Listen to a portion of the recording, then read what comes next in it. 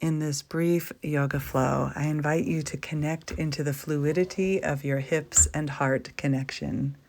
We'll start with 3 ha breaths, just allowing yourself to find a release on the exhale.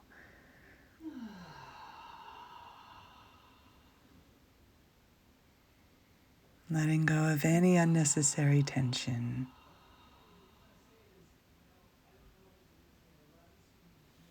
And then allowing yourself to pause, setting an intention for what you would like out of this practice. Tuning in to your body and your mind. And we'll come into some movement. I invite you to bring your legs forward and we'll find a little hip mobility as you roll the right knee in and out from center, and find the same for the left. Just a little check-in, getting to know what's in your hips. And then we'll rock both knees side to side. Maybe you begin to let that rocking take your whole body with it. You can keep your hands on the ground, or you might follow the rocking of your lower body by allowing your arms to find their own rhythm, rocking the pelvis, opening through the heart. Maybe you pause on one side and then just take that rocking back and forth in and out of the pelvic bowl. Again, your hands might be an expression of the movement, or you can keep your hands rooted down on your hips, listening to your body. We'll take it to side 2, allowing that hip to come forward and back. Feel how that translates up through the spine, the heart, the throat. You can let your arms take flight like wings of the bird. Finding some mobility and freedom. And we'll come on back to center, this time finding a cobbler's pose, a little butterfly shape with the legs. And you can take some time to massage the soles of your feet, give your ankles some love. You can even take your hands all the way up the legs to the sacrum. You might fold forward, you might bounce the legs a little. This is your practice. It's just about easing your way into your body. So there's no goal to achieve. And we'll take an uneven cobbler, so taking your right foot out in front of your left. Now this might bring a notable difference to a forward fold. You might find much more room in the hips in this position. And we'll take this up and into a Janu Shirsasana, or a head to knee pose, extending that right leg long, left knee remains bent. Taking your hands toward your foot, you can roll in and out of the spine. And we can take that into a side bend. This time, the right arm can come towards the top or inside of the right leg. Your left arm can stay rooted on your hip or reach overhead. Finding a little fluid movement with breath. And then we'll come up and over into gate pose, planting the left hand and lengthening through the right side body.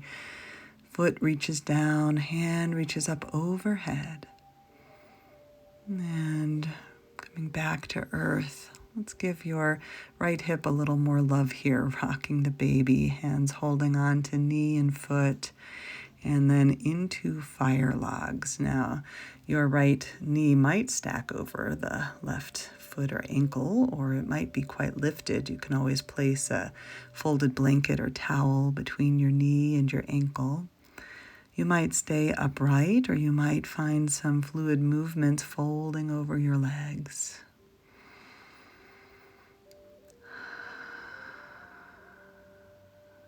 Eventually sitting back up, and we'll take this into a seated spinal twist, so crossing the right leg, a little like a pretzel here, so don't get it too complicated. We're just allowing yourself to twist toward the right. Lengthen that left arm, and you can hook on your right leg or around the front of the leg, whatever supports you here, to find a gentle twist. We're not pushing, where there's nothing aggressive here. All right, let's come into side two. So this time we take the left foot in front of the right for an uneven cobblers. You can allow yourself to bow forward, connecting to your breath, maybe coming back to your intention, sending some love into any of those tight spaces, greeting yourself as you are, and then extending the left leg long, Janusirsasana, head to knee, lengthening the spine, finding your forward fold. There's no prescribed depth, just honoring, moving in a fluid way with your body.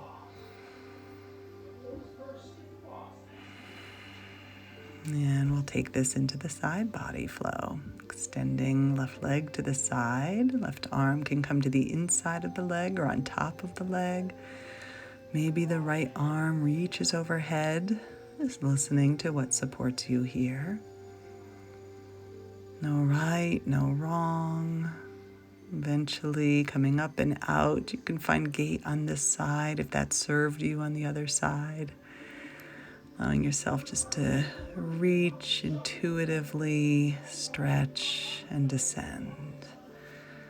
And we'll give that left hip a little bit of love, rocking the baby, and then settling into your fire logs on this side. We take both shins kind of squared off, creating a little triangle between your shins and your hips.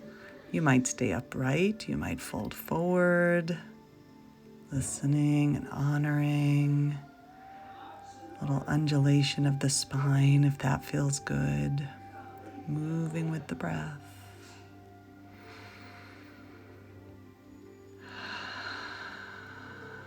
And lifting up. Let's find our seated twist.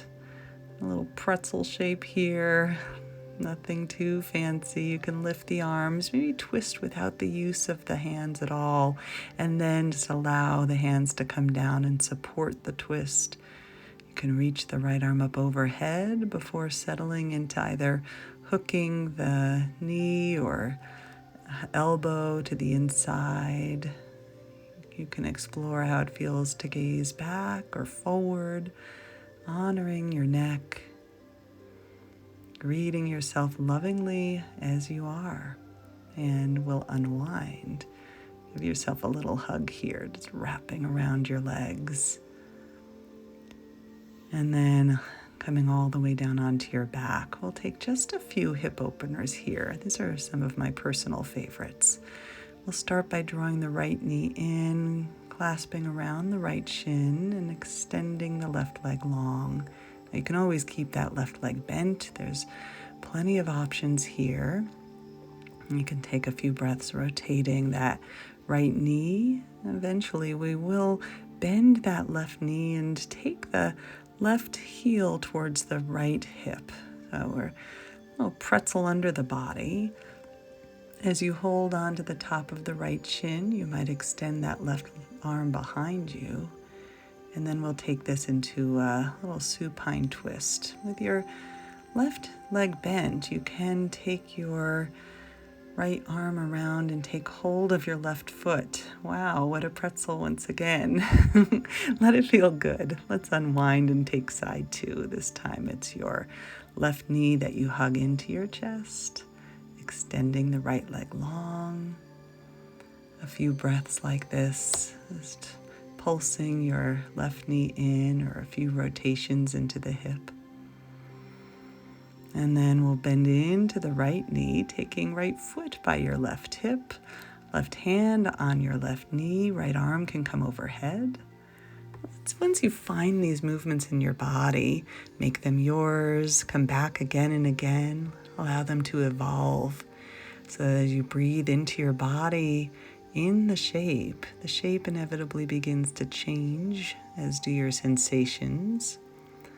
And then we'll take that little funky pretzel shape on the ground as you take the right knee under the body, the left knee across. You can take the left arm to hook that right foot. Wow.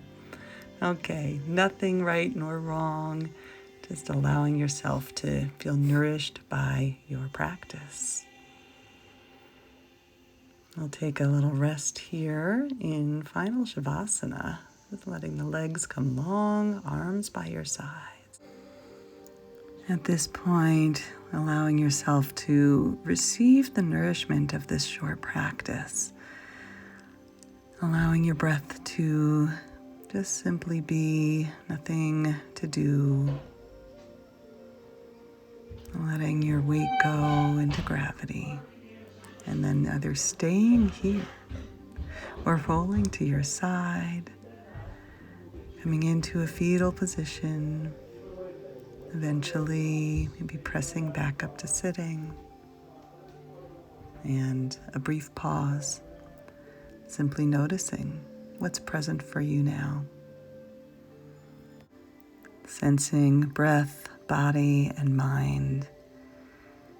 And then I invite you to simply give it away.